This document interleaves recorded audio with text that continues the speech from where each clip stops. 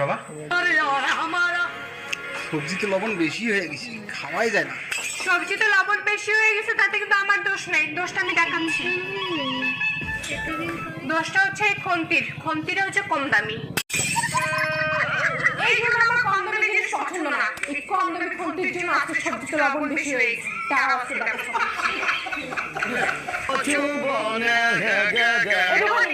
তোমার এই কম দামি খন্তির জন্য আজকে লবণ বেশি হয়ে গেছে সবজিতে। এরকম খন্তি খেতে পারবেন না।